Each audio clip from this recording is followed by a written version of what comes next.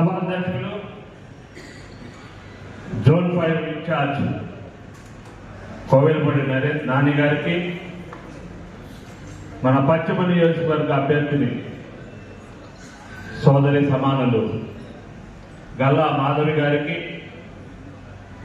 మరి అదేవిధంగా వేదిక మీద ఉన్నటువంటి పెద్దలందరికీ, ఈ కార్యక్రమానికి నియోజకవర్గ స్థాయిలో విచ్చేసినటువంటి తెలుగుదేశం పార్టీ నాయకులకి, కార్యకర్తలకి, ప్రతి ఒక్కరికి కూడా నా హృదయపూర్వక నమస్కారాలు తెలియజేస్తా ఉన్నాను. నా ముందు మాట్లాడినటువంటి పెద్దలందరూ కూడా అనేక విషయాలను మీ ముందుంచడం జరిగింది.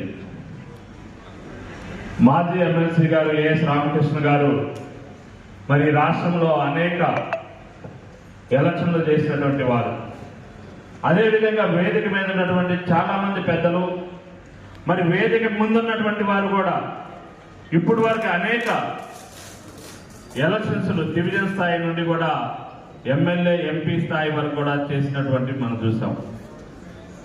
అయితే మీ అందరికీ కూడా ఒక విషయాన్ని అయితే తెలియజేయాలనుకుంటా ఉన్నాను. ఎందుకంటే ఈరోజు చాలా ముఖ్యమైన విషయం ఏంటంటే, మన గుంటూరులో మనకి ప్రత్యర్థిగా ఉన్నటువంటి అభ్యర్థి ఎవరు, వారు ఎలాంటి వ్యూహాలు రచిస్తా ఉన్నారు, వాటి ఎత్తుగడలు మనం ఏమి చేయాలి అనేది చాలా ముఖ్యం. అదేవిధంగా మనకి మన కార్యకర్తలకి అనుసంధానం చాలా అవసరం. కార్యకర్తలతో ముఖ్యమైనటువంటి ఇంటరాక్షన్ చాలా అవసరం. మన కార్యకర్త మనకు తెలిస్తేనే చాలా వరకు పేరు పెట్టి పిలవగలిగే స్వతంత్రం వస్తే అతనికి ఉండే ఆనందం వేరు, ఆప్యాయత వేరు. కర్ర తీసుకొని బూత్ దగ్గర నిల్చొని తెలుగుదేశం పార్టీకి ఓటు వేయించడానికి అవతల నుండి దొంగ ఓటు చేసేవాడిని కర్రతో తన్నడానికి కూడా సిద్ధంగా కార్యకర్త ఉంటాడని చెప్పేసి మీ అందరూ తెలియజేస్తా ఉన్నారు. కాబట్టి బూత్ ఏజెంట్ నుండి ఎలక్షన్ చీఫ్, ఎలక్షన్ ఏజెంట్ వరకు కూడా చాలా వ్యూహం అవసరం.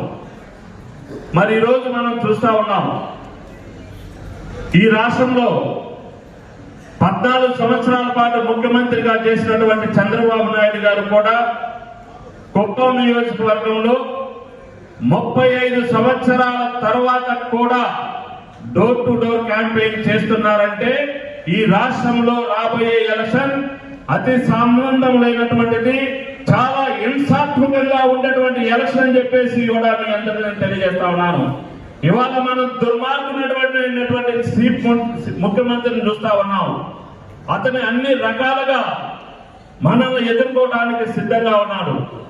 దానిని ఎదుర్కోవడానికి మన అభ్యర్థి గారు, అలాగే మన రాష్ట్ర నాయకులు, పార్టీ కార్యకర్తలు అందరూ కూడా సిద్ధంగా ఉండి మరట్టు మన అందరికీ కూడా మంచి గౌరవం తెప్పించేటువంటి పార్లమెంట్ అభ్యర్థి గారు ఈరోజు ఒక గుంటూరు పార్లమెంట్ లోనే కాదు, రాష్ట్రం మొత్తం కూడా డాక్టర్ పెమ్మసాని అంటే ఆల్రెడీ గుంటూరు పార్లమెంట్ లో గెలిచిన అభ్యర్థిగా రాష్ట్రంలోనే ప్రతి ఒక్కరూ చెప్పుకుంటున్నటువంటిది. మరి అదే విధంగా మన సోదరి మన గల్లా మాధవి గారికి కూడా అలాంటి ఉత్సాహాన్ని మన అందరూ కూడా ఇవ్వాలని, ఖచ్చితంగా వారిని మనం గెలిపించుకోవాల్సిన అవసరం ఉందని కూడా మీ అందరికీ తెలియజేస్తూ సెలవు తీసుకుంటున్నాను. జై తెలుగుదేశం, జై తెలుగుదేశం. ధన్యవాదాలు.